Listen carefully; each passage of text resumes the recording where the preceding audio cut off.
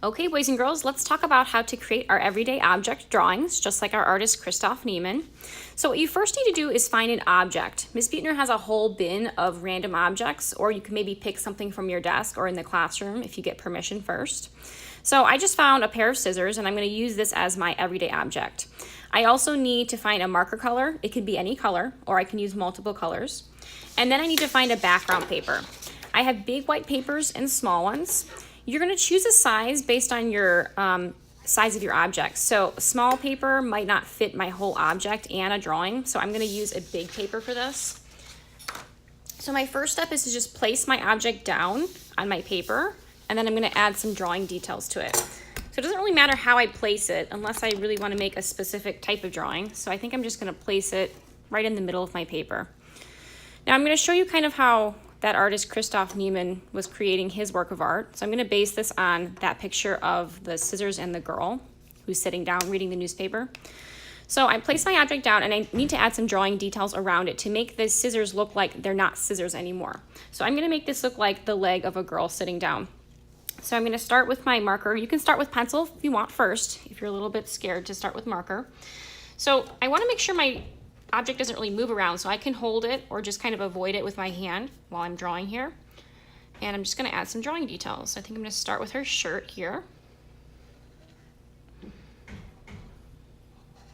And I'm just going to make her shoulder. And then I'm going to make her arm kind of coming down here. Make it look like she's reading the newspaper, kind of like our artist did.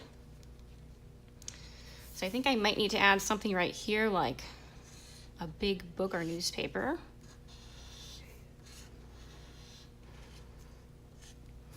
Okay, so I've got most of her body here. I'm going to add some more here, like her neck. I'm going to add her head and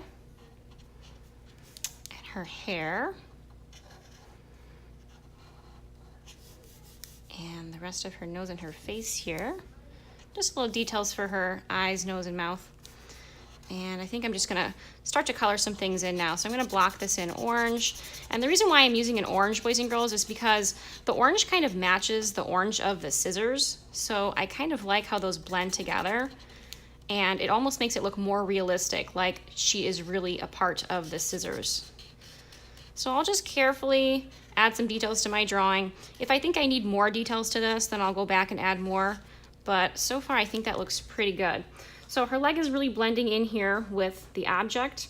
And actually, I don't really like how this is showing. I want this to look more like her leg. So I might find a paper scrap, and I might actually cover up part of this object here. I kind of like how that looks a little better. So I can use props like that to cover certain parts up of my object. Okay, so this looks pretty good. It looks like she is a part of the object now. She's sitting down reading the newspaper there. So my last step here, once I like my drawing, I think I have enough details, I'm gonna find an iPad and take just a photo of this. So I'm gonna go to the camera app, just looks like a little camera here. And to take a picture, I just need to press the white button. So when I'm taking a picture, boys and girls, I wanna make sure my iPad is right up above my photo. It's not kind of hanging at an angle and I don't see things in the background or the classroom. I wanna get right up above and kind of zoom my iPad in so I can see the whole drawing and no background. So once I think I've got that right, I can just press the white button and snap a photo. Now I can go here to the little picture that I just took to click on it, and then I can see what it looks like. So if it looks good, there's no background, I've got all the object here, then I'm good. I'm done with my first photo. I'm gonna try 2 more so I can finish 3 photos today.